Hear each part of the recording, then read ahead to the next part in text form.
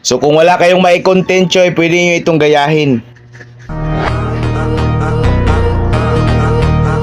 Napaka-basic lang yan, Choy. Let's go! So sa clip natin, Choy, dapat medyo madilim yung paligid, Choy, ha? Tapos meron kayong box, and then sa loob ng box, mga Choy, is dapat meron kayong cellphone na naka-on ng flashlight. So kapag meron ka ng ganyan, Choy, punta na tayo sa CapCut, Choy. Oy, new project. Tapos iselect natin itong content natin, Choy, or clip natin ba? Tap add. So ang first step natin, scroll tayo, Choy. Oy, sa unahan, Choy, kanang nabukas na siya sa box ba? O, dyan. So overlay tayo, Choy. Add overlay. And then ipasok natin tong effects natin na butterfly ba? O ito. So ilagay ko lang dito sa screen, Choy. Kayo na bahala mag-screen record para hindi na kayo mag-download ba. O screen record nyo lang yan, Choy. Tapos kayo na bahala magdagdag ng music, kung ano yung mga music na gusto nyong ilagay. So kapag goods na yan, Choy, i-add na natin yan, no, yung effects. Tapos ang next step natin, punta tayo sa last part kasi mag-trim man tayo, putulin man natin tong sobra sa effects.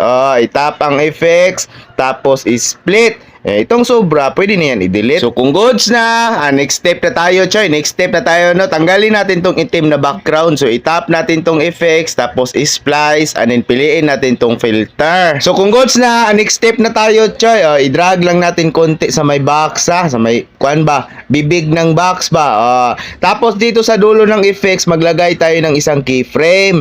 And then move tayo konti, i-drag natin siya sa taas kung saan tayo nakatingin. Ganyan, Choy. Automatic na may keyframe sa baba, pwede na hindi maglagay. So balik tayo dito sa first keyframe, Choy. Pindutin natin tong graph, and then piliin natin tong linear. And then dito, mga Choy, yung puting guhit, Choy, ilagay natin sa gitna, tapos itap natin tong add beat, and then i-drag natin tong beat sa may taas, para may smooth yung paggalaw ng effects natin. So ganyan na yung maging resulta niya, Choy. I-play natin, ha. Diba, no? Napaka-smooth na yan, Choy, no? Ayan, paggalaw ba? Okay na yan, no? So, next step na tayo, Choy. Itap na ditong effects. And then, punta tayo sa mask. Mag-mask man tayo. Ilagay natin, piliin natin itong horizontal. And then, itong dilaw na linya, Choy, ilagay lang natin sa may, Choy, box, no? Ganyan lang, Choy. I-drag-drag lang natin. Tapos, i-move ang video. I-drag lang natin sa may box. Ang purpose niyan, Choy, para hindi makita ang paglabas ng effects natin, Choy. May portion kasi dyan, Choy, na lumabas siya.